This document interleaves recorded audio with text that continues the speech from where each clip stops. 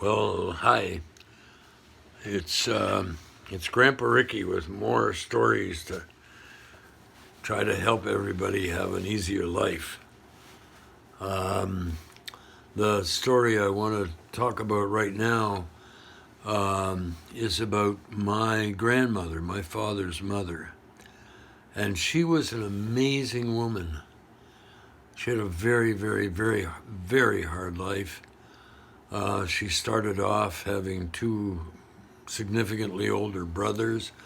When she was a young child, her parents were killed in a carriage accident, and she was sent off to live with two maiden or unmaiden or unmarried aunts. And my father said that he felt that it was kind of rough. They were rough on her because as a child she was in shock from her parents, dying, and the maiden aunts decided that since she was a girl and since she didn't seem to be very bright, they weren't going to waste any money on educating her. And so she grew up kind of a Cinderella kid, obviously traumatized. And I saw a picture of her uh, taken probably when she was 14 or 15. And her aunts must have had some money, like her parents had, because the clothes she was wearing were quite elegant, and she was very physically beautiful. She apparently had red hair, and um, she was looking a little scared, a little shocked, like she didn't know who she was, and I was really moved by it. It took my breath away. As often people who are beautiful, they'll have that impact on people. Um, and then when when she was, I think, still a teenager, she gave birth to my father, and she had been married. She got married to this guy. Um, Her name was Euphemia, and his name was Dick. And when my father died, I found his birth certificate and discovered that his mother was 3 months pregnant when she got married.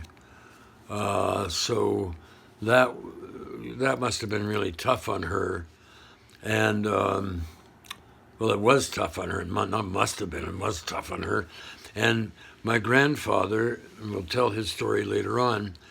He moved my father and my mother into a place in the worst slum in Europe, which was in Glasgow at the time. It was called the Gorbals, and then he left looking for work, and then he would come back from all over the world: Australia, Canada, United States, and then my grandmother would get pregnant again. So by the time my father was like 4 years old, he had two sisters, and my grandmother was illiterate, and my father formed this very strong bond, protective bond with her, even as a little kid.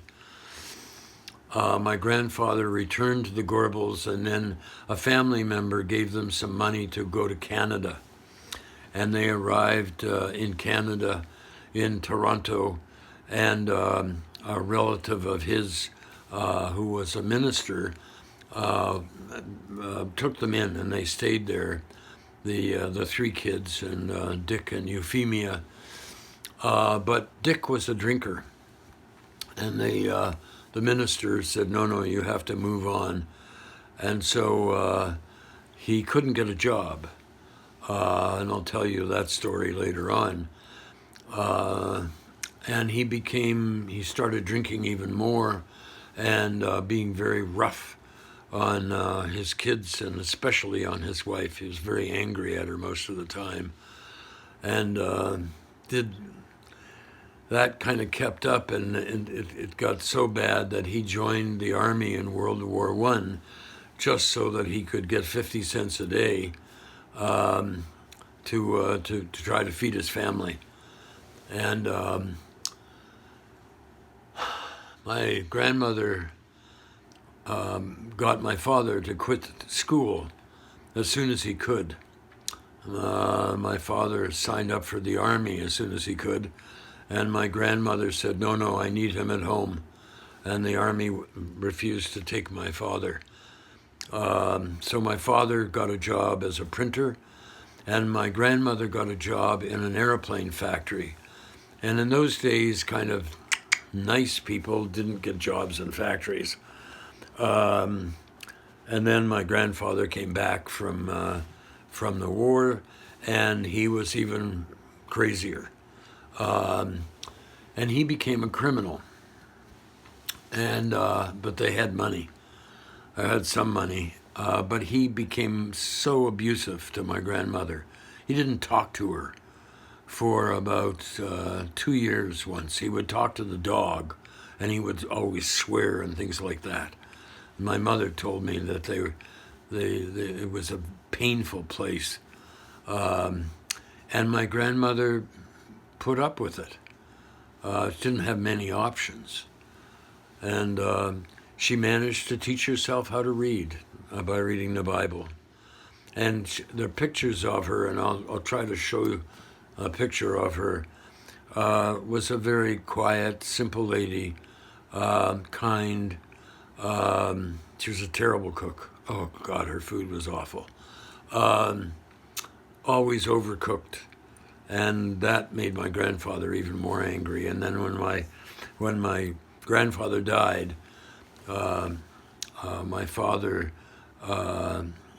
grandmother came to live with my father and my mother and I. And my grandmother would sit, and she was very, very happy. She would sit and read the Bible and help out where she could. So why do I tell you this story? Because that kind of thing really showed me very early on that we have to watch out and not be cruel to other people, and not to pass on our pain to other people. And I've tried to do that in my life. And we'll tell you more about that. But I encourage you to tell your story. Value your story. What happened to you and your ancestors, very important.